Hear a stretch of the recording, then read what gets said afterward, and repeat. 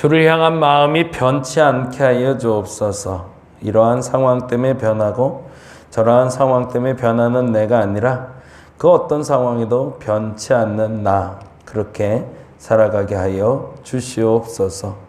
하나님의 거룩하심이 나를 그렇게 만들지 않으셨는데 나는 하나님 앞에서 언제나 불변하지 아니하고 어떤 상황에도 변하고 있사오니 그러하지 말게 하시고 이왕 변하는 것 온전한 모습으로 새로운 모습으로 변화되게 하여 주시옵소서.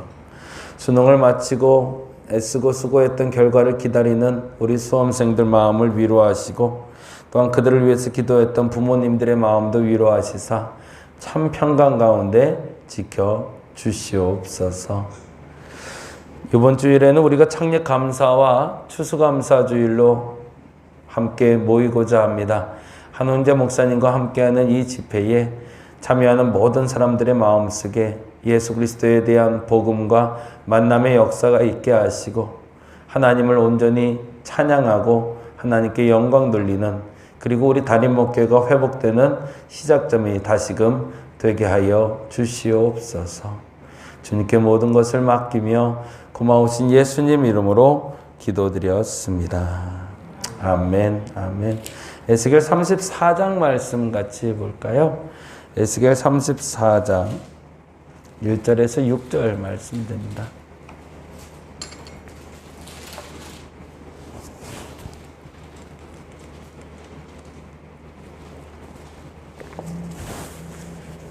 에스겔 34장 1절에서 6절 우리 같이 한 목소리로 읽도록 하겠습니다.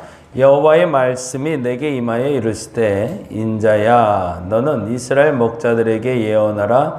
그들 곧 목자들에게 예언하여 이르기를 주 여호와께서 이같이 말씀하시되 자기만 먹는 이스라엘 목자들은 화 있을진저 목자들이 양떼를 먹이는 것이 마땅하지 아니하냐. 너희가 살찐 양을 잡아 그 기름을 먹으며 그 털을 입되 양떼는 먹이지 아니하는도다. 너희가 그 연약한 자를 강하게 아니하며 병든 자를 고치지 아니하며 상한 자를 싸매주지 아니하며 쫓기는 자를 돌아오게 하지 아니하며 잃어버린 자를 찾지 아니하고 다만 포악으로 그것을 다스렸도다. 목자가 없으므로 그것들이 흩어지고 흩어져서 모든 들짐승의 밥이 되었도다. 내 양떼가 모든 산과 높은 맷뿌리에마다 유리되었고 내 양떼가 온 지면에 흩어졌을 때 찾고 찾는 자가 없었도다. 아멘. 오늘은 33장부터 36장 보는 날이고요. 33장부터 36장까지 함께 봅니다. 33장은 이렇게 질문을 던져놓으시면 좋을 것 같아요. 파수꾼의 책임은, 우리가 너무 잘 아는 파수꾼 이야기 나오고 있는데요. 파수꾼의 책임은 33장 3절에서 6절에 보면 이런 글이 있네요. 같이 읽어볼까요? 3절에서 6절. 그 사람이 그 땅에 칼이 임함을 보고 나팔을 불어 백성에게 경고하되 그들이 나팔 소리를 듣고도 정신 차리지 아니하므로 그 임하는 칼에 제거함을 당하면 그 피가 자기의 머리로 돌아갈 것이라. 그가 경고를 받았던들 자기 생명을 보존하였을 것이나 나팔 소리를 들어도 경고를 받지 아니하였으니 그 피가 자기에게로 돌아가리라. 무슨 말이죠? 파수꾼이 칼이 임함을, 전쟁이 임함을 보고 나팔을 불었을 때 그 나팔 부는 소리에 반응하지 않은 사람은 그 사람의 대가를 그가 치르게 될 거라는 거죠. 그렇죠? 이건 너무 당연한 얘기인데 이 당연한 얘기를 왜 썼을까요? 사람들이 당연하게 살지 않기 때문이죠. 경고를 해도 경고로 받아들이지 아니하고 말씀을 들어도 말씀대로 살지 아니하는 사람들에 대한 이야기가 되는 거죠. 그런 마음이 들어요. 너무 당연한 얘기를 우리는 너무 익숙하게 많이 들었나 보다. 그래서 거기에 대한 경각심도 새로움도 생기지 않는 거구나. 예수가 복이다 라는 말이 초기에 제자들을 통해서 복음이 전달되었을 때의 감흥과 내가 처음 예수 만났을 때 느꼈던 감흥과 지금 느꼈던 감흥이 전혀 다르기 때문인 거죠. 똑같은 복음을 듣고 똑같은 복음에 반응하고 있는데 그 복음이 정말 살아있다라고 여겨지는 사람이 있는 반면에 어떤 사람은 들었는데 늘 듣던 얘기라고 이야기할 때 이것이 얼마나 큰 충격인지 여러분이 점검해 볼 수 있으면 좋겠습니다. 그 얘기 맨날 뻔한 얘기인데 이렇게 들린다면 내가 나를 돌아봐야 될 때가 아닌가. 맨날 똑같은 얘기만 해. 맨날 저 얘기인데 뭐 라고 여겨지는 그 복음이 내가 얼마나 파수꾼의 소리에도 반응하지 않는 어리석은 백성인지를 점검할 수 있다면 오늘 내가 복음 앞에 설 수 있는 소중한 시간이 될 것 같습니다. 그런데 중요한 건 사실은 그거보다도 6절의 얘기인 거죠. 6절 말씀 볼까요? 그러나 칼이 임함을 파수꾼이 보고도 나팔을 불지 아니하여 백성에게 경고하지 아니하므로 그 중에 한 사람이 그 임하는 칼에 제거당하면 그는 자기 죄악으로 말미암아 제거되려니와 그 죄는 뭐라고 해요? 내가 파수꾼의 손에서 찾으리라. 반면에 자각하는 사람이 있는데 그 자각하는 사람이 그 복음을 전하지 아니하면 그 또한 문제가 된다라는 거죠. 제가 그래서 거룩한 습관에서 말씀과 기도 생활과 교제와 전도 생활을 말씀드리는 궁극적인 이유도 사실은 거기에 있습니다. 말씀을 왜 읽을까요? 기도를 왜 할까요? 내가 깨어있는 것을 점검하기 위해서거든요. 나 깨어있어. 나 말씀 들을 수 있는 준비가 돼 있고 귀가 열려 있어. 이걸 상시 확인하시라는 얘기고요. 난 하나님의 음성 들어. 내가 하나님께 듣는 음성이 있어. 그래서 기도하라는 얘기인데 중요한 것은 그러한 사람들이 그리스도 안에서 그 복음을 전할 수 있는가가 중요한 거죠. 더 중요한 건 믿는 사람들 앞에서도 예수 얘기도 못하면서 믿지 않는 사람들 앞에서 예수 얘기를 어떻게 하겠냐는 거죠. 코로나 때문에 전도 못한다라는 핑계가 아주 좋은 핑계가 돼서 요즘 아무것도 못하고 있는 상황인데 정말 그럴까? 이제 앞으로도 정말 그럴까? 그렇다면 예수에 대한 복음이 전해질 수 있는 방법은 아무것도 없는 걸까? 이제는 움츠그려만 있어야 될까? 이 질문에 우리는 답해야 된다는 얘기입니다. 두 가지를 우리 점검하면서 이제 경각심을 좀 가졌으면 좋겠습니다. 위드 코로나 시대가 왔다면 그 위드 코로나 시대에 맞게 전도하는 방법이 더 나오겠죠. 네. 내가 파수꾼인지 아니면 파수꾼을 통해서 그 나팔소리를 듣는 사람인지 그 기준을 먼저 정하고 그 기준에 부합하게 내가 좀 살고 있는지 아주 명쾌하게 대답하지 못한다 할지라도 질문을 던지고 찾아갈 수만 있다면 하나님은 그 사람은 결코 버리지 않을 겁니다. 자각하는 것까지도 바라지 않으세요. 그걸 질문을 던지고 찾을 수 있는 사람이 저와 여러분 되어주시기 바랍니다. 그 얘기를 조금 더 구체적으로 나누는 게 사실은 34장입니다. 33장은 파수꾼 얘기를 통해서 나팔수의 역할을 하는 파수꾼과 그 파수꾼의 소리를 듣는 백성들에 대한 이야기였다면 34장은 그 파수꾼의 역할을 하는 목자들과 그 목자의 소리에 음성에 귀 기울이지 않고 자기 멋대로 살아가는 양들에 대한 이야기가 34장이에요. 그러니까 33장과 34장이 연결되고 있죠. 그래서 34장에 보면 이런 얘기로 시작이 되죠. 2절 말씀 같이 읽어봅니다. 인자야 너는 이스라엘 목자들에게 예언하라. 리더들이죠. 이거는 정치의 리더들이기도 하지만 여기서 말하는 건 신앙의 리더들이죠. 신앙의 어른들이라고 적어 놓으시면 좋을 것 같아요. 저는 이 부분이 목사라고만 적지 않으셨으면 좋겠어요. 지금 목사를 얘기하는 게 아닙니다. 신앙의 어른을 얘기하는 겁니다. 한국교회에 이 어른들이 생겨야 되는데 어른이 없잖아요. 나이 많다고 어른이 아니라 어른 다 와야 어른인데 그 어른을 우리 교회는 이분이 우리 교회 어른이야. 저 사람이 우리 교회 어른 역할을 하는 사람이야. 라고 말할 수 있는 그 어른이 여러분이 되어주시길 바랍니다. 그 어른에게 이렇게 질책을 합니다. 2절 말씀 볼까요? 인자야 너는 이스라엘 목자에게 예언하라. 뭐라고 돼 있죠? 그들 곧 목자들에게 예언하기에 이르기를 주 여호와께서 이같이 말씀하시되 뭐래요? 자기만 먹는 거기다 줄쳐놓죠. 자기만 먹는 이스라엘 목자들은 화 있을지언정 목자들이 양떼를 먹이는 것이 마땅하지 아니하냐? 이 말이 지금까지 곡해됐던 건 목사들이 양떼인 성도들을 먹이지 않는 것이 잘못됐다라는 말로 해석을 했는데 이 말 다시 해석해야 된다는 거예요. 그렇게 해서 목사들에게 손가락질했던 내가 과연 나는 신앙의 어른으로 살고 있었는가? 라고 묻자는 거죠. 그러면 이제 해석이 좀 달리 되는 거죠. 목자라는 곳에 신앙의 어른이라는 단어를 쓴다면 이스라엘 신앙의 어른들은 화 있을진저 신앙의 어른들이 양떼를 먹이는 게 마땅하지 아니하냐 이렇게 읽어야 된다는 거죠. 그러면 신앙의 어른이 해야 될 일이 뭘까? 그 이야기가 4절이죠. 읽어보겠습니다. 이 일을 했다면 난 신앙의 어른입니다. 근데 그걸 하지 않으면 나는 아직도 양떼 중에 있거나 아니면 어른인데도 불구하고 어른 역할을 안 한 사람들입니다. 보겠습니다. 4절은 굉장히 중요하니까 별표 해놓고 갈게요. 신앙의 어른이라면 마땅히 나는 교회 안에서 혹은 지역사회 안에서 이 역할을 감당했어야 됩니다. 4절 읽어봅니다. 너희가 읽어봅니다. 그 연약한 자를 강하게 아니하며 연약한 자 줄쳐놓고요. 병든 자를 고치지 아니하며 병든 자 줄쳐놓고요. 상한 자를 싸매주지 아니하며 상한 자 줄쳐놓고요.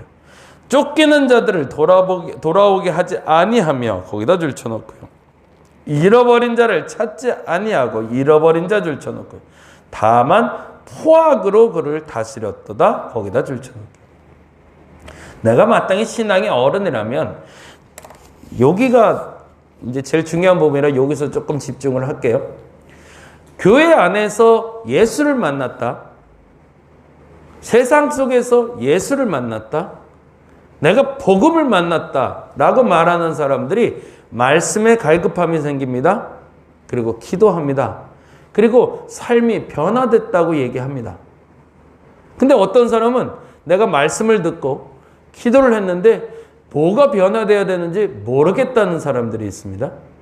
그 기준을 어디에다 두고 있냐면 영적인 경험에 두고 있어요. 그래서 그 영적인 경험이 뭔가 좀 많은 걸 환상을 받거나 방언을 잘하거나 혹은 어떤 신비한 능력을 갖게 됐던 거나 아니면 신비한 경험을 했던 것을 우리는 변화됐다라고 착각하며 말해왔습니다. 근데 말씀을 알고 기도하는 사람들이 신앙의 경험이 누적되는 것을 신앙의 성숙이라고 말하는 것이 아니라 하나님의 말씀을 알고 하나님의 앞에 기도하는 사람이라면 이 일을 행할 때 이 사람은 성숙했다라고 말할 수 있다라는 거죠. 그리고 내가 변화됐다라고 말할 수 있다라는 얘기입니다. 달리 말하자면 지금까지는 연약한 자들이 보이지 않았다면 난 신앙의 어린아이인 겁니다. 내가 병든 자들이 보이지 않았으면 난 아직 신앙의 어린아이인 겁니다. 상한 자, 쫓기는 자, 잃어버린 자가 보이지 않았다면 난 신앙의 어린아이인 거죠. 근데 신앙의 어른이면 이들이 보였을 거라는 겁니다. 내 주변에 병든 자가 보이고요. 연약한 자들이 보이고 상한 자들이 보이고 쫓기는 자가 보이고 잃어버린 자들이 보일 거라는 겁니다. 신앙의 어른이 되는 과정 속에. 근데 더 중요한 게 있죠. 이들이 보이는 것만 중요한 게 아니라 이들을 돕고 싶어지는 마음이 생겼다. 그러면 나는 이제 신앙의 어른이 되어가고 있구나라고 알면 된다는 거죠. 그리고 궁극적으로 그들을 도울 수 있는 사람이 되었을 때 나는 신앙의 어른이라고 얘기합니다. 이 부분에 대해서 여러분이 점검하고 곱씹어서 여러분이 하나님 앞에서 신앙의 어른으로 설 수 있기를 간절히 바랍니다. 그래서 우리 달인목교회가 이제 내일 모레면 6살이 되는데 6살이 되었던 달인목교회가 1살이었던 달인목교회와 똑같다라고 말하는 것은 아직도 연약한 자는 보이지도 않고 상한 자는 보이지도 않고 잃어버린 자는 보이지 않고 우리끼리만 좋으면 된다라고 여기 표현대로 자기만 먹는 사람이 되면 아직은 어린 교회인 겁니다. 그런데 우리 교회가 지금 이쯤에서 돌아보면서 잃어버린 자가 보이기 시작하고 약한 자가 보이기 시작하고 병든 자가 보이기 시작하고 상한 자가 보이기 시작해서 어떻게 하면 그들을 좀 도울 수 있을까라는 생각이 들기 시작한다면 교회가 이젠 좀 성숙했구나 라고 말할 수 있는 거고 그 도울 수 있는 일을 할 수 있는 교회가 됐다면 그건 성숙한 교회, 신앙의 어른이 있는 교회라고 말할 수 있다는 거죠. 이 말이 그냥 이렇게 지나가는 얘기가 아니라 여러분에게 곱씹을 수 있는 현실적인 단어가 되시기 바랍니다. 하나님이 궁극적으로 원하는 신앙의 어른들은 영적인 경험이 많은 사람이 아니라 하나님을 만났기 때문에 이런 자들을 돌보는 사람들, 약한 자를 강하게 하고 병든 자를 고치고 상한 자를 싸매주고 쫓기는 자들을 돌아오게 하고 잃어버린 자들을 찾는 사람들, 그런 사람들을 우리는 진정한 신앙의 어른이라고 말한다 라고 정의해 놓으시고, 나는 그게 보였는가? 나는 지금 신앙생활 30년 40년 하면서 이 일에 지금 집중하고 있는가 점검해 볼 수 있는 저와 여러분 되시길 바랍니다. 이 부분은 너무 중요해서 꼭 부탁을 드려요. 이제는 남 탓하지 말고 내가 신앙의 어른이 되게 해달라고 기도할 수 있으면 좋겠습니다. 그런데 더 중요한 것이 있어. 그러면 신앙의 어른들만 얘기할까? 아니요. 목자만 얘기하지 않고 양도 얘기하고 있습니다. 양 얘기가 언제 나오냐면 17절부터 나와요. 17절부터 19절 한번 보겠습니다. 17부터 19절 같이 한번 읽어봅니다. 주 여호와께서 이같이 말씀하셨느니라. 나의 양 떼 너희여, 내가 양과 양 사이에 숫양과 숫영소 사이에 심판하노라 라고 얘기합니다. 목자가 양을 다스리지 못할 때 그 목자에 대해서 하나님이 이놈 하신다고 얘기하세요. 너희들 잘못했어 라고. 근데 그걸로 끝나는 게 아니라 그들을 따르지 아니하는 양들에 대해서는 따로 심판하신다고 얘기합니다. 신앙의 어른이 아닌데 신앙생활을 시작하는 이들도 이거는 조심해야 된다는 거예요. 신앙의 어른들만 내가 혼내는 줄 알아? 신앙의 어린이도 내가 혼내? 라고 얘기하는 거죠. 숫 양과 숫 염소 사이에, 양과 양 사이에서 심판하는데 이렇게 심판하신대요. 18절 볼까요? 너희가 좋은 꼴을 먹는 것을 작은 일로 여기느냐? 어찌하여 남은 꼴을 발로 밟았느냐? 너희가 맑은 물을 마시는 것을 작은 일로 여기느냐? 어찌하여 남은 물을 발로 더럽혔느냐? 무슨 얘기냐면, 단순하게 얘기하면 내가 먹고 남았어요. 맑은 물이. 내가 먹고 음식이 남았어요. 근데 남주기 아까워요. 그래서 그냥 발로 밟아버리는 거예요. 맑은 물을 양이 먹다가 내가 먹고 나서 난 배불러요. 난 갈증이 해소됐어요. 근데 막 양들이 달려와요. 그러니까 못 먹게 막 탕물을 만들어버리는 거예요. 그게 양의 행동이에요. 무슨 일을 하고 있는 걸까요? 이런 얘기 여기까지만 하고 마무리할게요. 이 부분이 중요해서. 어느 목사님이요, 제가 이제 어느 분한테 들은 얘기예요. 어느 한 집사님께 항상 이렇게 섬김을 받으셨나 봐요. 물질적으로. 선교여행 간다면 또 좀 찔러주시고, 생일이라면 뭐 또 찔러주시고, 그래 얼마나 고마워요. 그래서 그분만 보면 뭐 돈이 보인다고 하긴 그렇지만, 아, 이 사람이 오면 나에게 뭘 주겠구나 하는 생각이 늘 드는 거죠. 근데 어느 날 강사 목사님이 오셨는데 좀 이렇게 어려운 분이셨는지 선교지에 계신 분이 오셨대요. 그래갖고 선교지로 나갈 때마다 그 선교주는 그 집사님이 목사님도 그렇고 그 선교사님께도 용돈을 조금씩 드렸나 봐요. 그러니까 목사님께 한 2, 30만 원 드리면 선교사님께도 2, 30만 원. 그랬더니 목사님이 그랬다는 거예요. 어느 날 불러갖고 나는 줘도 되는데 저 사람은 주지 말라고. 뭐 하는 거죠? 하나님이 주시는 물질이 흘러가려고 하는데 거기서 아까운 거죠. 왜? 나만 먹어야지 왜 너도 먹어라는 생각이 드는 거죠. 이건 단적인 예로 말씀드리는 거고, 교회 내에서도 마찬가지. 내가 누리는 건 너무너무 감사하고 은혜인데 내가 누리는 그 은혜를 더 정확히 말하면 저 사람도 누리는 건 너무 싫은 거예요. 나만 누렸으면 좋겠는 거죠. 그래서 막 흙탕물을 만들어버리고 먹지 못하게 막 쪼개버리고 버려버리는 사람들, 그들의 태도에 대해서 하나님이 심판한다고 얘기하십니다. 두 가지 놓고 기도했으면 좋겠습니다. 35장, 36장은 우리 월요일 날, 화요일 날 다시 한번 다루기로 하고요. 요 얘기에 집중해서 여러분 잘 보셨으면 좋겠는데 34장의 4절, 5절, 6절은 다시 한번 점검하시면서 나는 신앙의 어른인가 한번 살펴보시고 34장 17에서 19절을 보시면서 난 양으로서 정말 양답게 정말 순진한 순수한 양인가? 아니면 버릇없는 양인가 점검하시면서 내 태도와 내 삶을 변화시키는 저와 여러분 되시기를 간절히 바랍니다. 기도하겠습니다. 시간이 지나면 사람이 변해야 되는 거고 시간이 지나면 성숙해야 되는데 시간이 지나도 유아기를 벗어나지 못하는 어리석음 없게 하여 주옵소서.